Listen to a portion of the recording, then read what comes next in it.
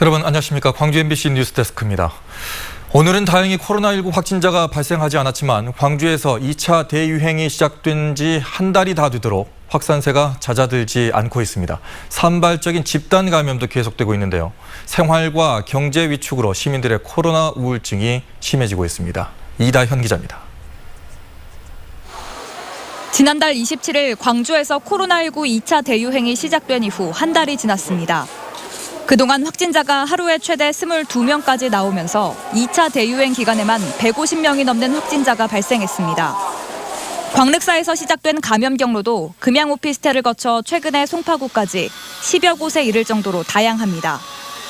문제는 확산세가 잦아들 기미도 보이지 않고 감염 경로가 확인되지 않은 확진자가 일상생활을 유지해 추가 감염자가 나올 가능성이 높다는 겁니다. 원래 그 이전의 동선에서는 아직 감염 경로 파악이 안 되고 있습니다. 이후에 접촉했던 분들은 주로 식당이라든지 또 집에서 식사한 내용, 또 다른 곳에 대한 동선들은 어느 정도 확보가 되었는데 코로나 확산으로 시민들의 이동량이 줄어들었고 자연스럽게 경제 위축으로 이어졌습니다.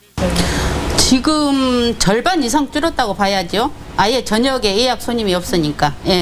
매상이 한 절반 이상은 줄었어요. 뿐만 아니라 코로나 우울증도 한층 심해지고 있습니다. 코로나19 국면이 장기화되고 특히 광주에서는 2차 유행 이후 코로나 확산이 잠잠해지지 않으면서 우울과 불안, 분노를 호소하는 사람들이 늘었습니다. 실제로 광주광역 정신건강복지센터에 따르면 7월에 코로나와 관련해 진행된 상담은 2,400여 건에 달합니다. 광주에서 코로나19 확진자가 많이 나오지 않았던 5월과 6월에 비해 5배가량 많습니다. 급격하게 닥쳐온 경제적 어려움이 이런 우울과 불안의 주된 원인이라고 전문가는 지적합니다. 예년에 비해 현재 우울 반응을 호소하시는 분들이 한 서너 배 정도 증가하였는데 그간에 이제 겪어보지 못했던 여러 사회적인 변화 속에 오랫동안 노출되다 보니까 적응하는데 다들 이제 어려움들을 많이 겪고 있는 것 같습니다.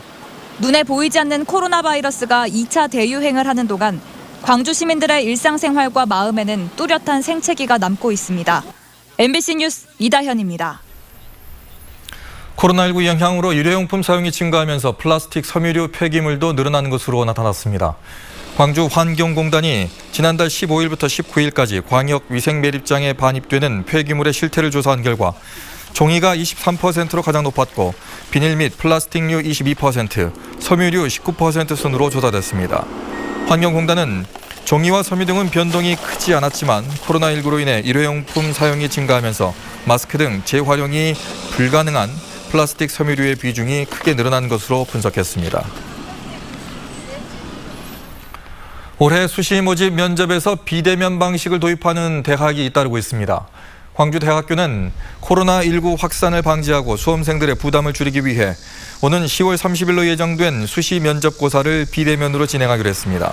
이에 따라 수험생들은 장소에 구애받지 않고 PC와 스마트폰을 통해 면접을 볼 수 있게 됐습니다.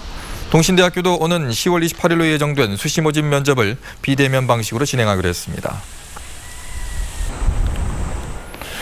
집 한 채로 평생 연금을 받을 수 있는 주택연금이 꾸준히 인기를 끌고 있습니다. 코로나19 여파로 일정한 소득을 보장받기 힘들어지고 노후주택을 중심으로 집값이 더 떨어질 것으로 우려되면서 주택연금 가입자가 증가세를 보이고 있습니다. 이계상 기자입니다. 목포 도심에 사는 70살 최명한 씨가 고민 끝에 주택금융공사 상담실을 찾았습니다. 본인 소유의 3억 원짜리 주택을 활용해서 매월 꼬박꼬박 연금을 받을 수 있는 주택연금에 가입하기 위해서입니다.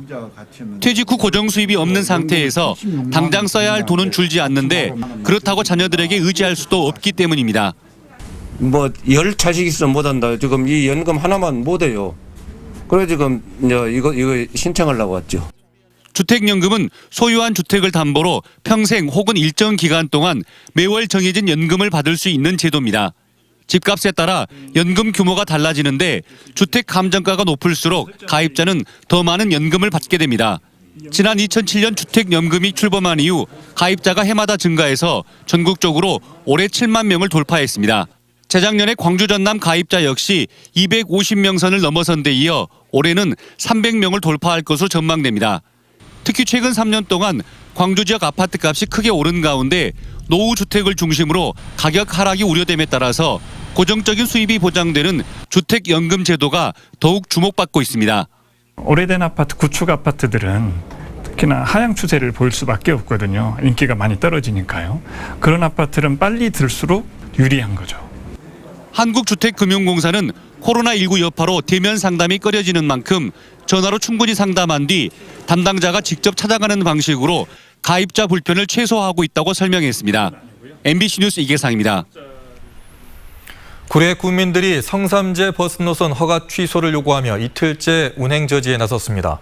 성삼재 시외버스 운행에 반대하는 구례 군민 70여 명은 오늘 새벽 3시 45분쯤 구례군과 전북 남원시 경계 부근 도계 쉼터에서 함양 지리산 고속의 첫 시외버스 운행 저지에 나섰습니다. 이 과정에서 일부 참가자가 버스 앞에 누워 10여 분 동안 차량 운행을 막아서기도 했습니다. 주민들은 국토부가 버스 노선의 허가를 취소하지 않으면 가처분 소송과 행정심판도 제기할 계획입니다. 해직 언론인을 보상 대상자로 포함한 내용을 담고 있는 5.18 민주화운동 관련자 보상법률 개정안이 발의됐습니다. 더불어민주당에 따르면 광주 지역 국회의원 8명을 비롯해 모두 25명의 국회의원이 5.18 당시 강제 해직 언론인과 성폭력 피해자를 보상 대상자로 포함하는 5.18 민주화운동 보상법률 개정안을 발의했습니다. 개정안은 또 5.18 기념사업과 역사 왜곡 대응 활동을 하고 있는 5.18 기념재단에 대한 정부의 재정 지원 근거도 마련했습니다.